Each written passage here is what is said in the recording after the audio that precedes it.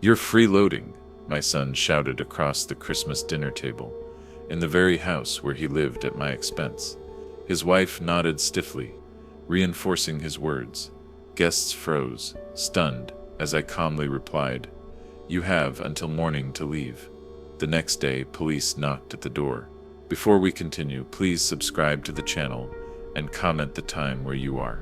The front door clicked shut behind me, Dylan's voice breaking through the glow of Christmas lights before I'd even taken off my coat. "Finally showed up. Thought you got lost with your books again." He sprawled in my leather recliner like it belonged to him, the glow of his phone reflecting tree lights as he scrolled. He didn't even look up. 8 months of walking in to find him claiming my chair, my space, my peace. I hung my coat in the closet, water from melted snow dripping onto hardwood. My library volunteer shift had run late. Mrs. Henderson needed help with holiday returns, but I'd hurried through December cold to be home for Christmas Eve. "Good evening," I said, adjusting my sweater. "How are preparations for tomorrow?" Stella stepped out of the kitchen archway, dish towel in hand, back deliberately turned. Her blonde ponytail made her look more like a college student than the 32-year-old who'd been living here since April. "We'll handle tomorrow," Dylan said flatly. "Don't need your help."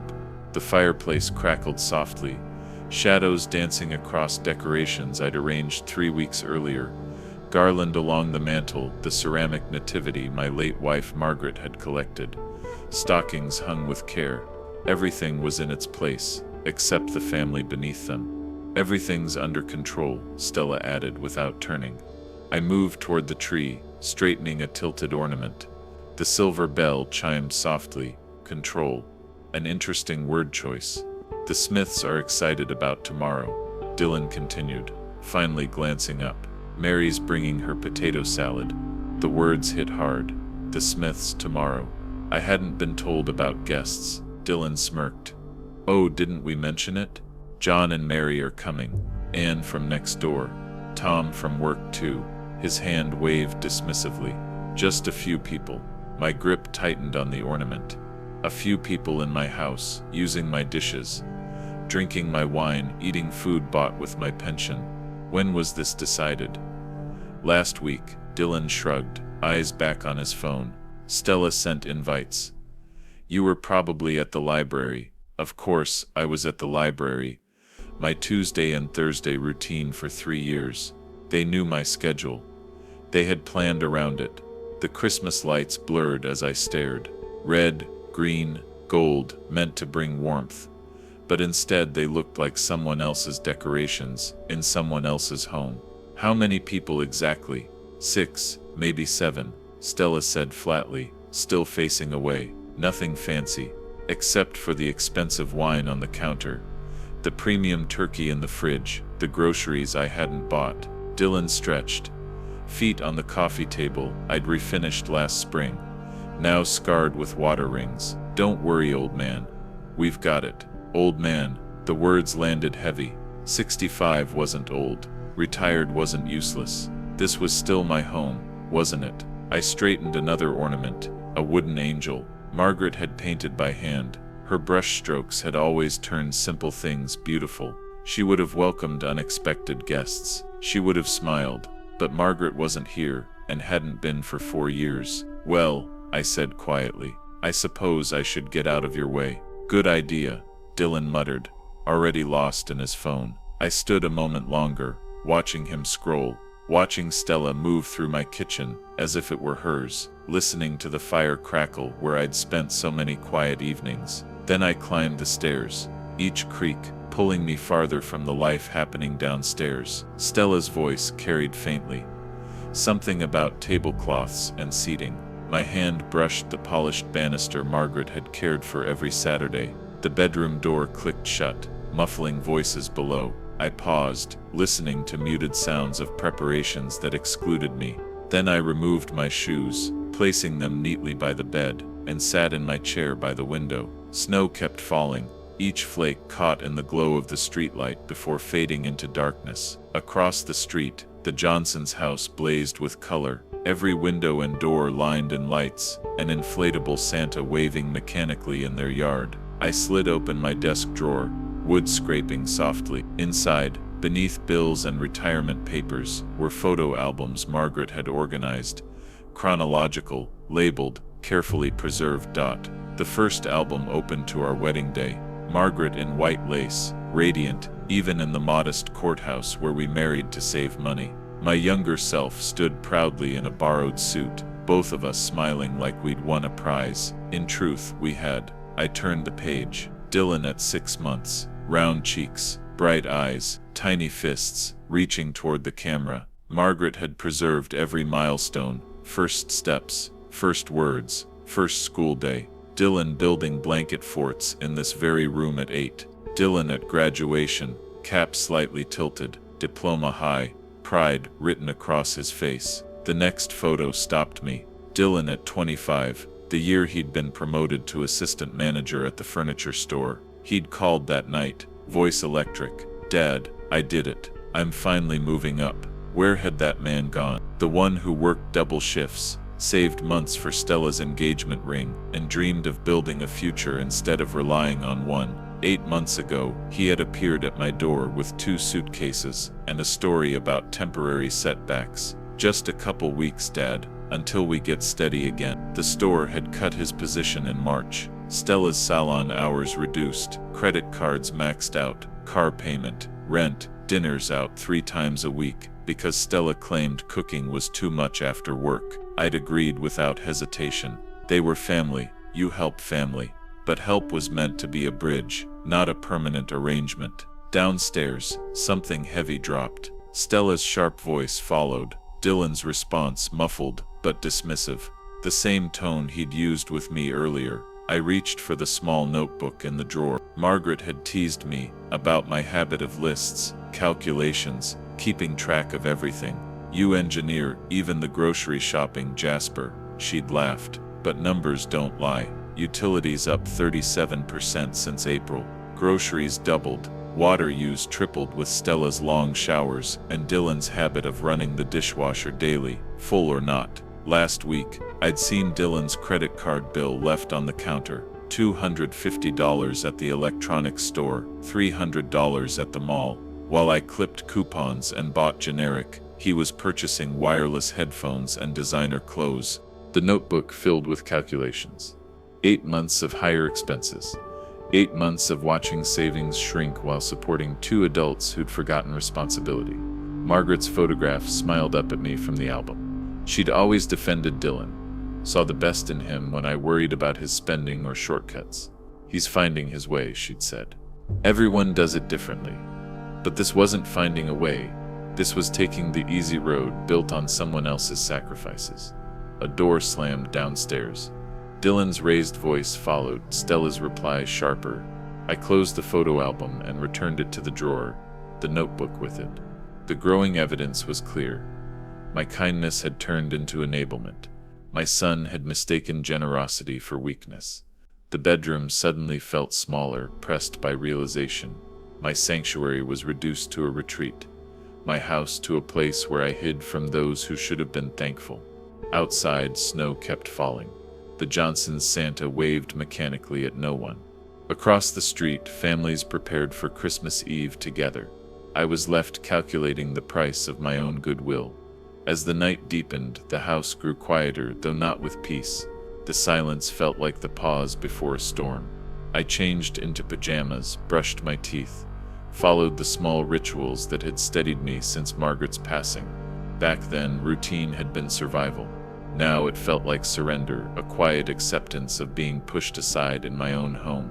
The bed welcomed me, but sleep stayed away. Below, footsteps crossed the floor, cabinet doors opened and shut, the refrigerator hummed. Dylan and Stella were still awake, still planning their celebration, funded by me in my home without my voice. Tomorrow would bring guests I hadn't invited, conversations I hadn't chosen, a display of family cheer while I played the role of an afterthought. Snow tapped against the window like a slow countdown. Christmas morning came with the sound of pans clattering and water running. I woke naturally, the ingrained clock of 40 years as an engineer. Outside, fresh snow blanketed the yard, marked only by rabbit tracks at the fence. The hallway was warm as I went downstairs, the heat fueled by kitchen activity. Stella's voice carried on the phone, energetic in a way I hadn't heard in months. 7 o'clock sharp. Yes, Mary, I know about the salad. Just bring it when you can. At the kitchen doorway, I stopped.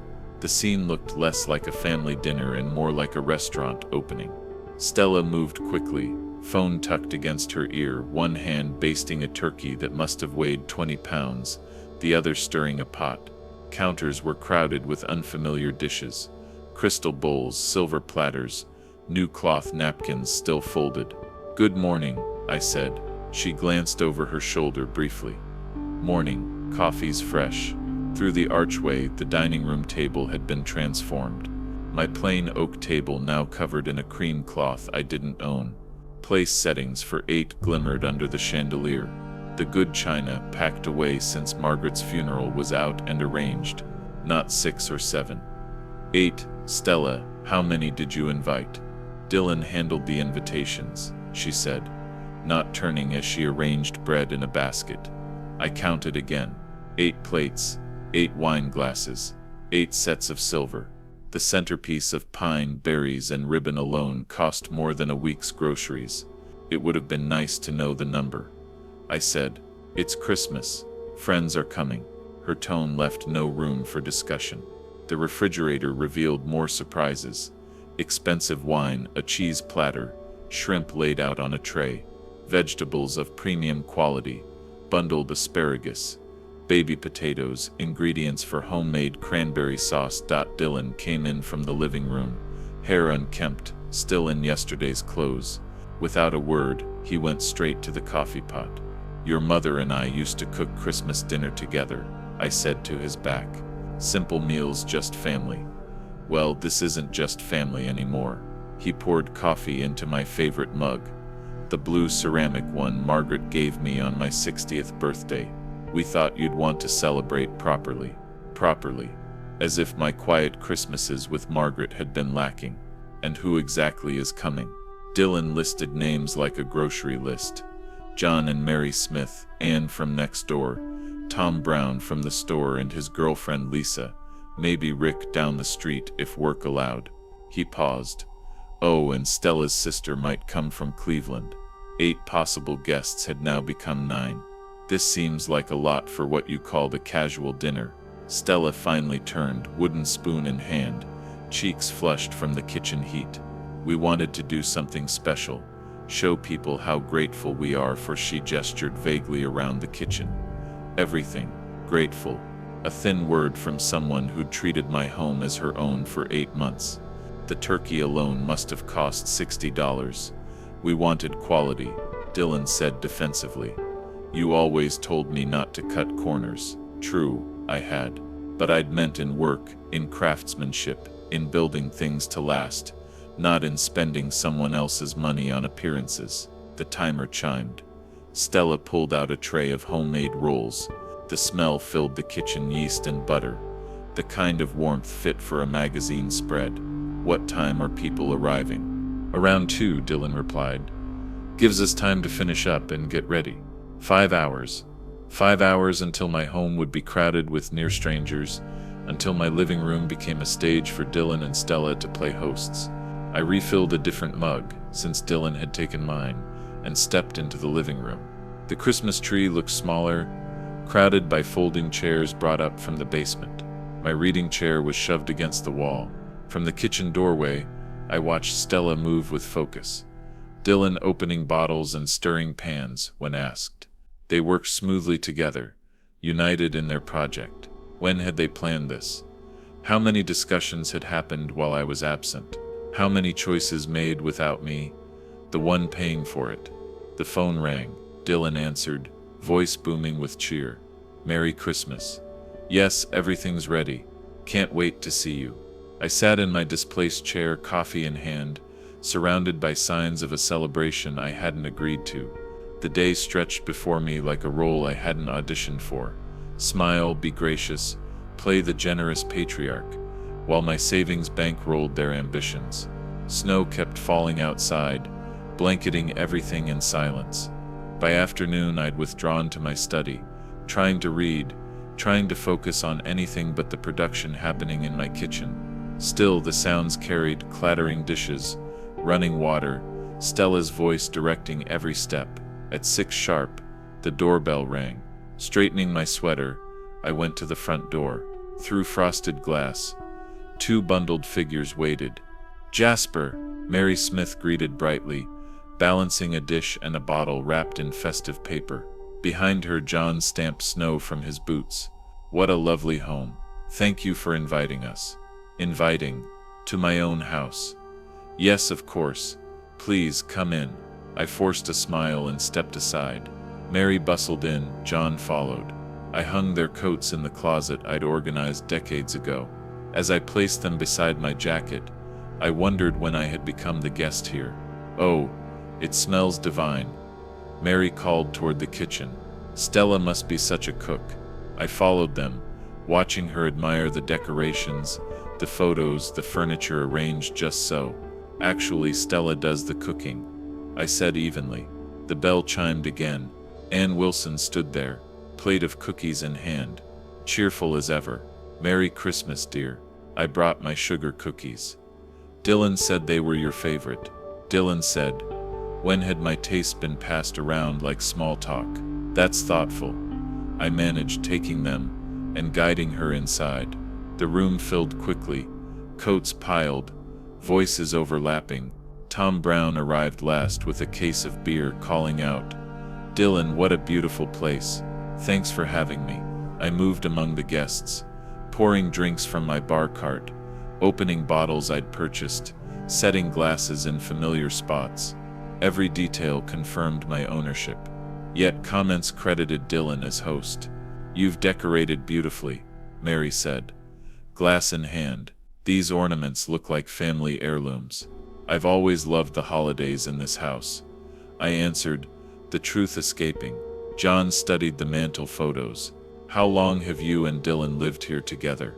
The question hung like smoke. Every eye turned toward me, waiting for an explanation that would either uphold Dylan's version or reveal the truth. "Well, it's complicated," I said at last. Before silence could deepen, footsteps sounded on the stairs. Dylan appeared in the doorway, freshly showered, dressed in the expensive shirt I'd seen him buy last month. "Sorry I'm late," he said loudly. "Hope Dad's been taking good care of you." "Dad, not Jasper," positioning me as the helper, the background figure. "Jasper's been wonderful," Anne added warmly. "Such a gracious host." Dylan's smile held, though something flickered in his eyes. "Well, he certainly knows his way around the house." The remark drew light laughter from the guests, who missed its edge. Of course I knew my way around the house. It was mine. Tom lifted his beer toward Dylan. "Great place you've got here, man. Must be nice having so much space." "It has its advantages," Dylan replied, stepping into the center of the room, "though it gets costly to keep up a place like this." "Costly, yes. But with whose money?" Mary noticed my silence. "Jasper, you're very quiet. Are you feeling all right?" Before I could answer, Stella's voice cut through from the kitchen doorway. "Dinner's ready.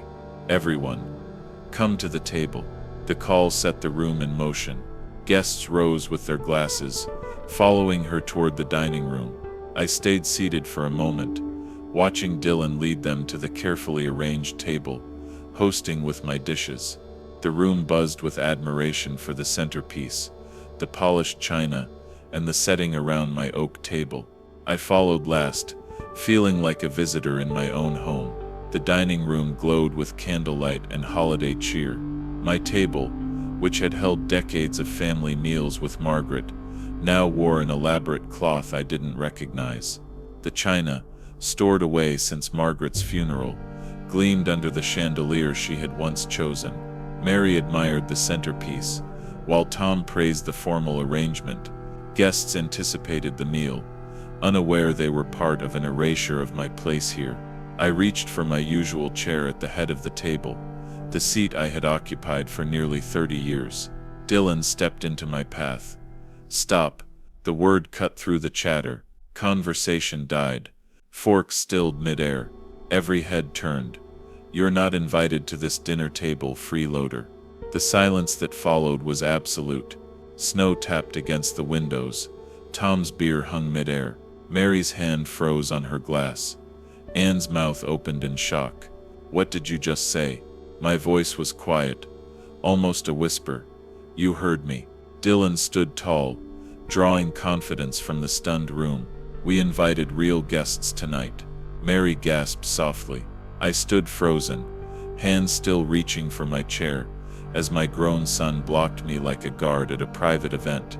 Anne began, uncertain. Maybe we should. No, stay. Dylan snapped. He needs to hear this. Stella appeared in the kitchen doorway, towel in hand, her eyes meeting mine briefly before she gave a small approving nod. The glow of the tree lights spilled into the dining room, casting red and green shadows across faces stiff with disbelief. My table, my silverware, my dining room, had become a stage for conflict. John cleared his throat. Son, he's your father, a father who doesn't deserve respect. Dylan shot back, his voice rising. All day he sits around, doing nothing, acting like he owns the place. I do own the place. Tom shifted uneasily, eyeing the door. Maybe we should leave. Don't leave because of him, Dylan said, waving toward me like I was an intruder. This is our dinner party. Our dinner party, in my home, with my dishes, paid for by my pension. Mary reached out, trying to calm him. Dylan, please, it's Christmas. He pulled his arm back sharply. No, he needs to know his place. He does nothing while I volunteer, manage the house, and cover expenses. But those expenses came from my savings, my work, my sacrifices. The candles flickered in Margaret's holders on Margaret's table. She would have been devastated by this spectacle. Dylan, Anne said firmly, this is making everyone uncomfortable. He's made me uncomfortable for months, Dylan insisted, his gestures growing sharper. Living here like he owns the place, because I do. The irony was nearly laughable. Almost. The silence stretched, heavy with shock. Guests sat still, unwilling witnesses to a breakdown they never expected on Christmas night. Stella lingered in the doorway, silent, complicit. I stood beside my displaced chair, every eye fixed on me, waiting. The air felt suspended, the only sound the snow outside and the faint hiss of burning candles. Dylan remained planted like a guard, feeding on the room's attention. Dylan, please. Mary tried again, her voice firm but gentle. He pulled away. No, he needs to know his place. John pushed back slightly, measured. Son, he's your father. A father who doesn't deserve respect, Dylan repeated, his words echoing off walls that had carried 40 years of family conversations, but nothing like this. Anne shifted uncomfortably. This is making everyone uneasy. He's made me uneasy for months, Dylan said, turning to the guests as if presenting evidence. Every day I come home, and there he is, sitting in my living room, reading my books, watching my television. My living room, my books, my television. Each claim landed like a blow. Tom set his beer down with deliberate care, the small sound loud in the silence. Maybe we should leave. Don't leave because of him. Dylan's voice now cracked with urgency, as if realizing his argument was losing ground. This is our dinner, our home, our life. But Mary wasn't convinced. Her eyes moved from Dylan to me, noting my steady posture, my familiarity with the room, the way I knew where everything belonged. Jasper, she asked softly, whose house is this? The question hung heavy in the air. Dylan's face turned red. We all live here together. It's complicated. No, Mary replied, her tone firming. It's not complicated. Whose name is on the deed? That isn't the point. Dylan faltered, his confidence slipping. John rose slowly, his height giving him presence. Dylan, you called your father a freeloader, in what seems to be his own home, and on Christmas, you don't understand. Dylan nearly shouted. He acts like some generous patriarch, but he controls everything. Every dollar, every choice, every detail of our lives. While he and Stella spend my money on clothes and parties. Anne's voice cut in, calm but direct. How long have you been staying here? We're not. Dylan looked around, realizing his story was falling apart. 8 months, but it was supposed to be temporary. 8 months, Tom repeated slowly. Rent-free? From the doorway, Stella spoke faintly. We're getting back on our feet. On whose feet? Mary pressed. Who pays the mortgage? The bills? The food for this dinner? Each question hit its mark. Dylan's expression shifted from anger to embarrassment, to desperation. Around the table, friendly faces had turned into ones filled with realization. You don't understand. Dylan burst out. It's not that simple. Life is complicated. What's complicated? John said quietly. Is disrespecting your father in his own house in front of guests he didn't invite. Dylan's authority unraveled. His loud words were undone by calm questions and quiet truths. He's controlling. He makes us feel like children. You're acting like children, Anne said, her voice carrying the authority of experience. Adults should pay their own way. The words landed hard. Dylan's anger twisted his face, his image as host gone completely. Don't lecture me. You don't know what it's like. I know what respect looks like, Mary answered firmly. And this isn't it. Dylan spun toward me, pointing a finger. Look at him, standing there playing the victim. I stayed still, letting his words hang, allowing the guests to see clearly who was disrupting Christmas dinner. The difference was obvious. His frantic shouting against my silence, his excuses against my calmness. The room felt like a courtroom, and the guests were the jury. Dylan stood beside me, breath heavy, while all eyes waited for my reply. He'd cast me as the controlling figure, the burden. I turned from him. Freeloader. I addressed the guests with steady clarity. Dylan, remind them who pays for this house. That's not important. His voice cracked, the weakness showing. Who bought tonight's food? I continued, speaking only to the guests. Who pays for the lights above us? The heat in this room? The water in those glasses? John shifted uneasily. Mary's gaze moved from Dylan to me, beginning to connect the pieces. You're embarrassing yourself. Dylan cut in, sounding desperate now. I gestured toward his shoes. Those $300 sneakers, are those my responsibility too? His face reddened. Stop it. The designer jeans, the expensive watch. I kept my tone even. 8 months of food, utilities, insurance. Should I show the receipts? You don't understand. Dylan insisted, turning to the guests for support that wasn't there. He controls everything. Mary placed her glass down deliberately. Dylan, whose name is on the deed? The question landed hard. Dylan opened his mouth, but no answer came. This is his house, Anne said quietly. Realization spreading. Isn't it? Tom looked around, noticing the photos on the walls, showing me and Margaret over decades, the organized space, the lived-in comfort. Everything confirmed one truth. How long have you been here? John asked simply. 8 months, I answered when Dylan stayed silent. Rent-free. They were meant to stay a couple of weeks until they recovered. From the doorway, Stella made a soft sound between a sigh and a groan. A couple of weeks, Mary repeated. 8 months ago. The meaning was clear. Couples exchanged glances, silent understanding between them.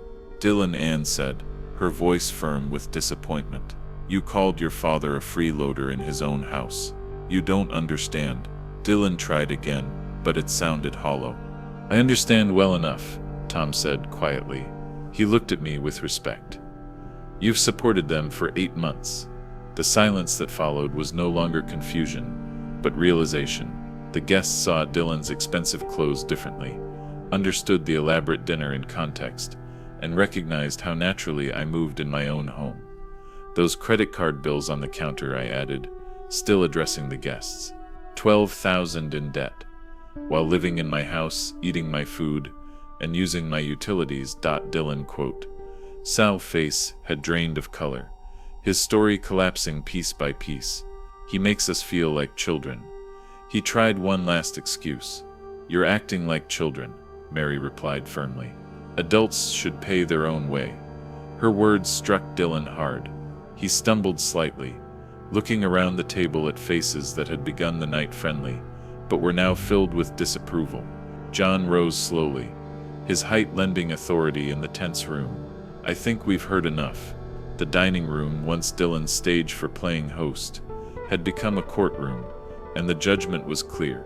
Dylan searched his guests for support, but none remained.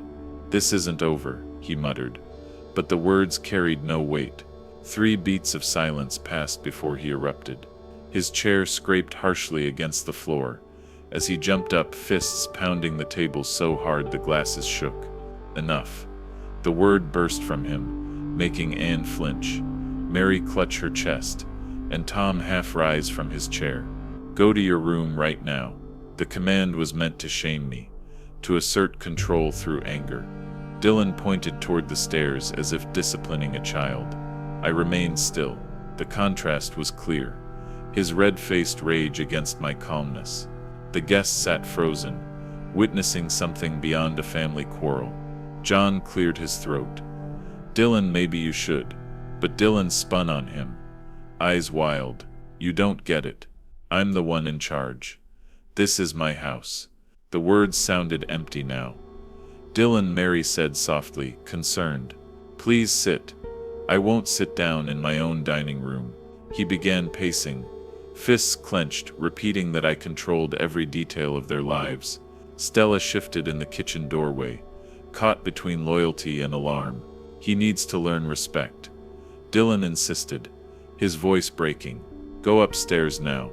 Silence followed, the entire table holding its breath. I waited for the echo of his shouting to fade, then spoke quietly.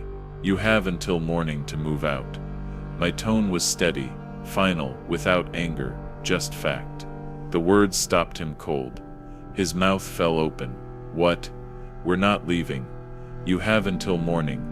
You can't make us. I faced him directly for the first time. This is my house. The statement ended the debate. Dylan's face shifted between shock, rage, disbelief, and panic. You can't. We have nowhere. It's Christmas. You should have thought of that before calling me a freeloader at my own table. The guests sat silently, watching Dylan's world collapse. Tom reached for his wife's hand. Mary covered her mouth, close to tears. Please, Dylan's voice cracked. Dad, please, we can talk. But I was already walking toward the stairs. The dining room felt like a courtroom after sentencing. Until morning, I repeated without looking back. Behind me, silence stretched, broken only by Stella's quiet sobbing and the sound of my steps. Dylan's carefully planned dinner had become his undoing, and it wasn't even 8 p.m. The stairs creaked as I climbed to my room. Each step carried me away from Dylan's breakdown, toward quiet. The dining room below shifted into hushed, anxious voices as guests processed what they had seen. My bedroom door closed with a soft click, cutting off the chaos. I stood against it for a moment, listening. Dylan's voice, high and panicked. Stella crying, chairs scraping. I took off my dinner jacket, hanging it carefully beside suits worn at Margaret's funeral. Dylan's graduation, retirements, birthdays. The act felt symbolic, putting away a costume I never chose. The chair by the window welcomed me. From there I saw the driveway, the street, Christmas lights glowing in neighbors' windows. The world outside carried on, untouched by our turmoil. Car doors slammed, engines started. Guests were leaving. Tom's car pulled out, followed by John and Mary. Then Anne across the street turned on her porch light as she hurried home. The house grew quieter as each departure marked the end of Dylan's performance. Downstairs, voices rose again. Dylan and Stella arguing. Something crashed, then Stella pleading. I thought of the years. 35 of waiting for him to grow up. 35 of excuses and expecting others to fix his mistakes. Margaret always believed he'd find his way. Just give him time, she said. But time had run out. 8 months of covering his costs while he treated me like an intruder. 8 months of watching him spend recklessly while I cut coupons to keep balance. 8 months of being reduced to a guest in my own home. Snow fell steadily outside.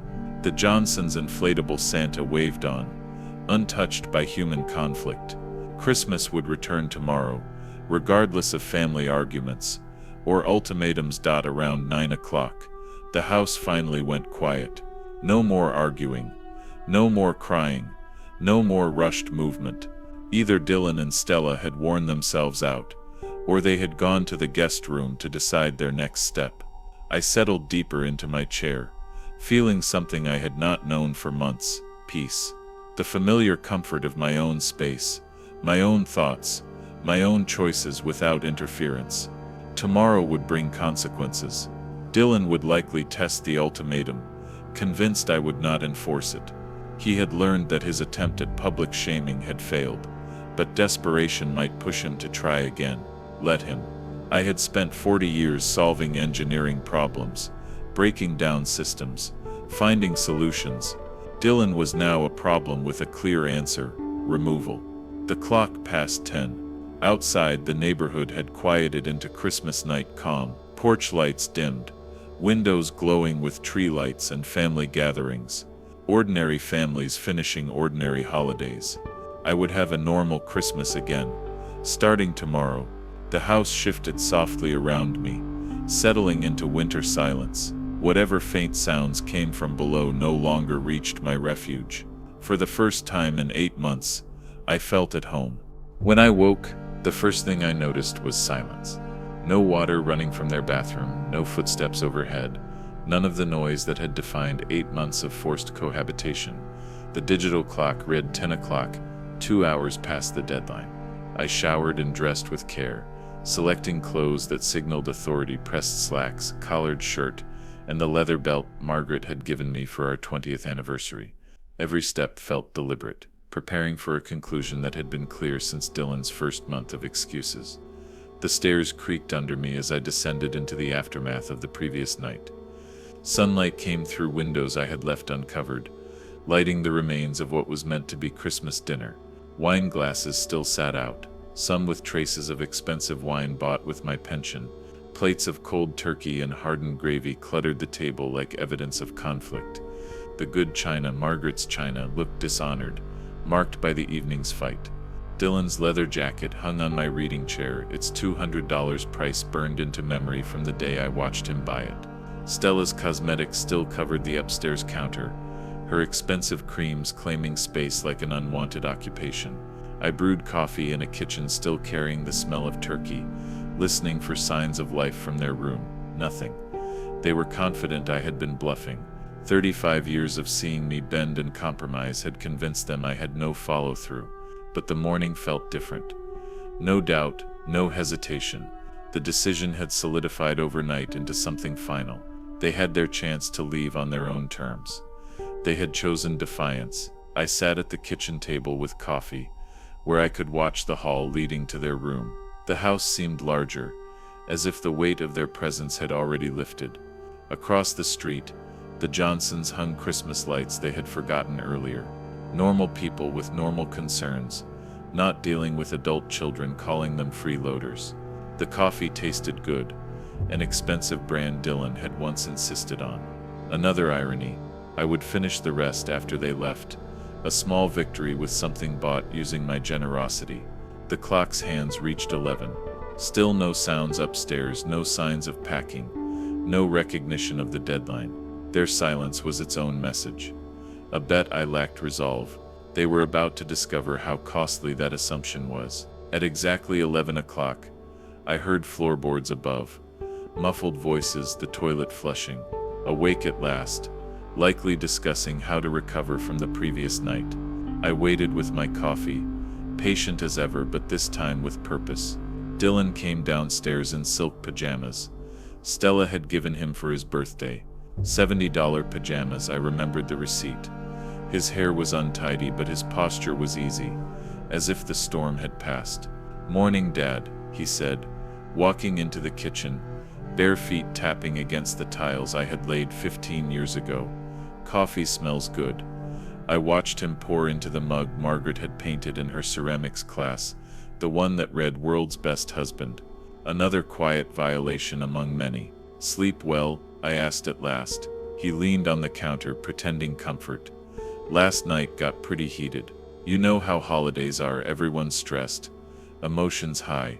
He reduced the public humiliation to holiday tension, no more serious than a disagreement over dinner. "Heated," I repeated. "Exactly, but it's Christmas."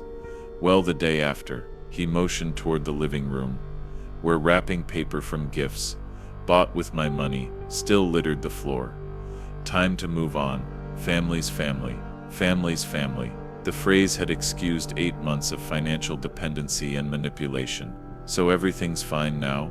I asked. "Of course it's fine." Dylan dropped into the chair opposite me, confident that the previous night was behind him. "We had a fight. It happens. Everything's fine." I sipped my coffee, studying him, confident, relaxed, already planning to explain away last night's scene to his friends. The usual way of making problems vanish through charm and selective memory. "Fine will be when you've moved out." The words fell into the room with weight. Dylan's confidence faltered for a second before returning. "Dad, come on. You're not serious about that deadline nonsense." "I'm completely serious." He forced a laugh, the sound hollow. "It's been, what, 14 hours? You expect us to pack everything up that fast?" "It's been, what, 14 hours? You expect us to pack up our entire lives overnight?" "I expected you to start packing last night." "Where exactly are we supposed to go?" "It's the day after Christmas. Nothing's open. No apartments to look at." His voice shifted, almost reasonable, almost practical. "Be realistic." I set my empty mug in the sink and turned to face him. "You had 8 months to make other arrangements. We've been trying. You know we've been looking." The lie came smooth, practiced. "The market's brutal. Rent's insane. We just need more time." "You've had time." The cracks showed in Dylan's voice. "So what's your big plan if we don't leave, huh?" I reached for the phone mounted where it had hung for 20 years. Dylan's eyes followed, shoulders stiffening. "You'll see," I said. "This is ridiculous. You can't make us leave." His mask slipped, panic bleeding through. "We're family." My hand closed around the receiver.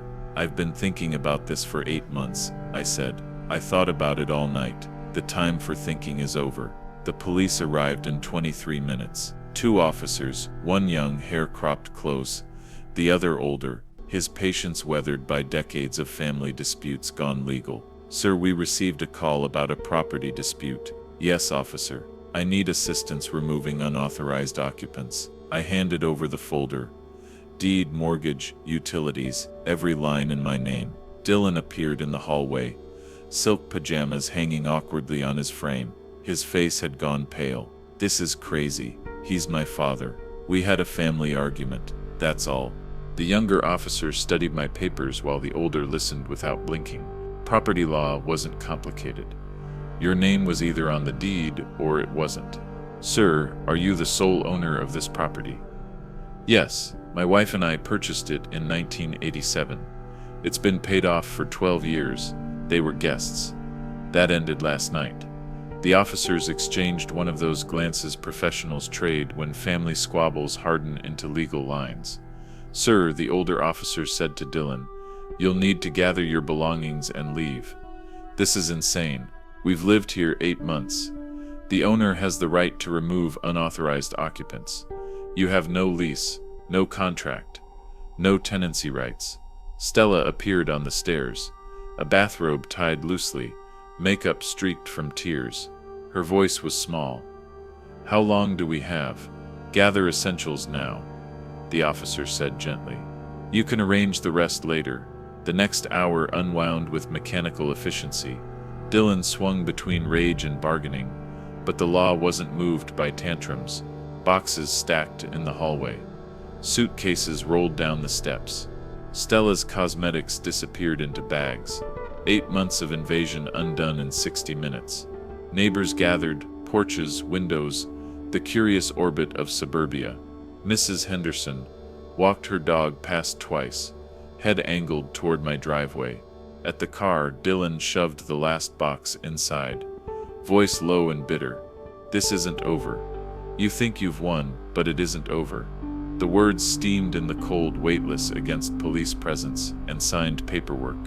Have a safe trip, son. The engine roared as he gunned it. A last, impotent gesture. Their car disappeared around the corner. The officers left with paperwork filed. Advice offered, restraining orders. Next steps. Professional, steady, final. Silence filled the house. Not empty, alive. Mine again. The debris of Christmas dinner still lay scattered, but the weight was gone. On the coffee table, Dylan's expensive watch sat forgotten. I lifted it, heavy and cold, listened for the faint tick, then carried it to the porch, set it down. If he wanted it badly enough, he could come back for it. Afternoon sun slid across my floors, my windows, my home. For the first time in 8 months, I didn't have to justify my presence in my own rooms. Tomorrow I'd start cleaning the wreckage. Tonight I would simply live in the quiet. The silence was full of possibility.